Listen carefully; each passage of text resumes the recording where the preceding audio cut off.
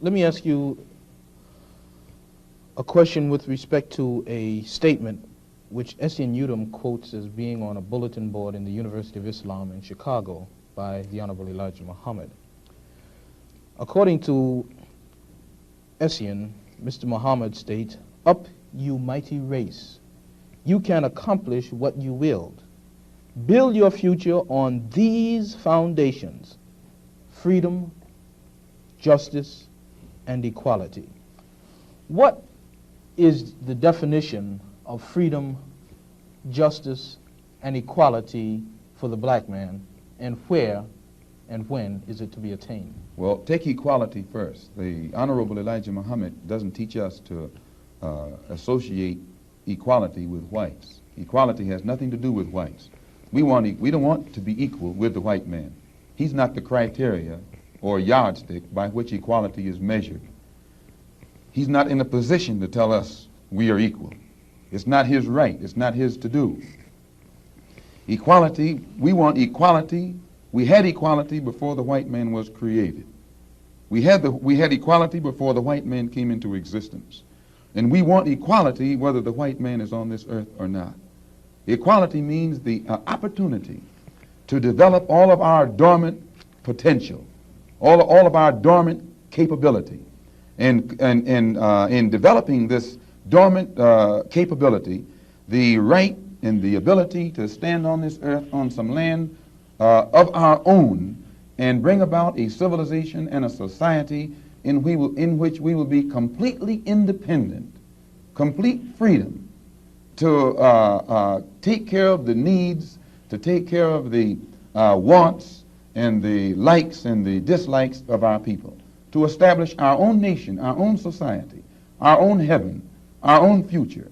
This is what we mean by freedom, by equality. And justice means as you sow, so shall you reap. If you do wrong, you'll get wrong in return.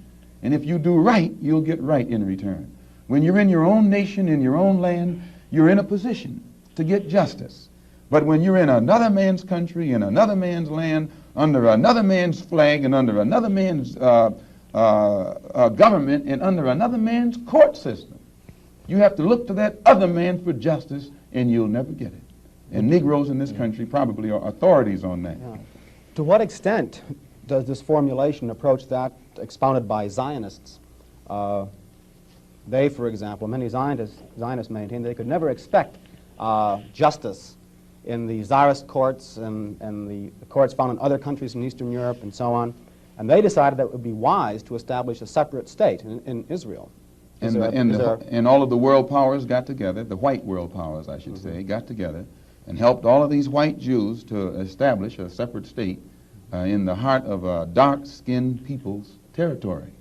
And if white people can get together and let other whites, help other whites to establish an independent nation right in the midst of dark-skinned people, and then we don't see where white people should be so much against the Honorable Elijah Muhammad's solution, not of setting up an independent dark nation in white people's property, but he's asking the opportunity to set up an independent nation on our own continent. Let us leave America and go back home among our own people on our own land and set up our own independent society. But all he says is that this government, which made us slaves, should supply the transportation for us to get back home and give us all of the machinery and the tools necessary for us to till the soil and establish our own agricultural system to feed and clothe our people, our own economy, and in some way become an independent people among our own people on our own continent. This is intelligent.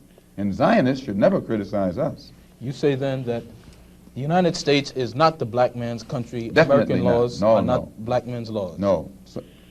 American laws are not the black man's laws. Well, the laws here in America were made by white people for the benefit of white people. The Constitution was written by whites for the benefit of whites. It was never written for the benefit of blacks. And when you read the Constitution, I think in Article 1, Section 2, or Section 1, Article 1, some one of the two, and it's in the Constitution, it says that it classifies black people as 3/5 of a man. 3/5 of a man, subhuman, less than a human being.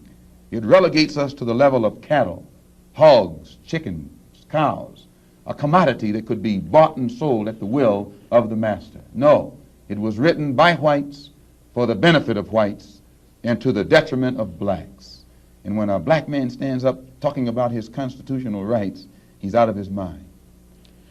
Now, Minister Malcolm, in our textbook, which the students have read, supposedly, there is a statement, which is a quotation from Essien and essentially that from Lincoln, to the effect that the Nation of Islam does not have a great deal of support in the Negro community in this country by and large.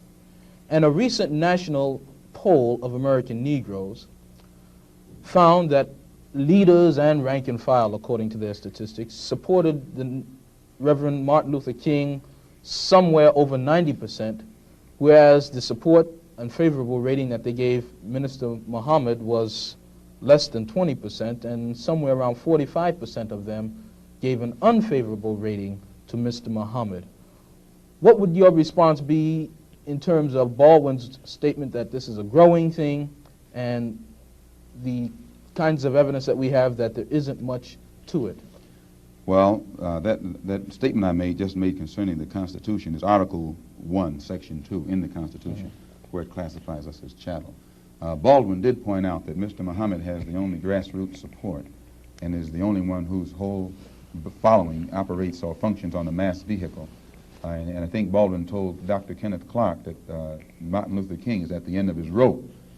Now, concerning the poll taken by Newsweek magazine, I think you said that this was the leaders who said that, who went with King and against Mr. Muhammad around 90%.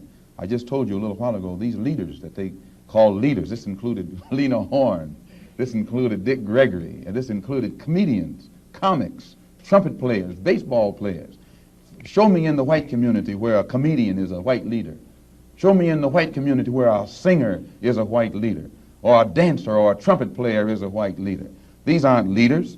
These are puppets and clowns that have been set up over the white community and over the black community by the white community and have been made celebrities and usually say exactly what they know that the white man wants to hear. And it is an honor, actually, that they endorsed Dr. Martin Luther King and were against the Honorable Elijah Muhammad. That's actually an honor. Now, when you say that they also, in this same Newsweek poll magazine, I think the pollster said that he went into the Negro community and asked about the Muslims. And many Negroes whom he asked said, well, I never heard of the Muslims. Who are they? You know, this is the rank and file we're talking about. Oh, yeah. Now, when they got down to the rank and file, this was the answers that they got. This is the equivalent to the situation in Kenya during the Mau Mau uprising, when many frightened whites in Kenya, Africa, would go among the Africans and ask them, what about the Mau Mau? And the African would say, I never heard of them. And the same white man who would ask the African this question and very naively believe what the African said, when he went to bed that night, he would lose his head. And usually the one who took his head was the same African who told him that afternoon he had never heard of the Mau Mau. Except in the Newsweek poll, they used Negro interviewers.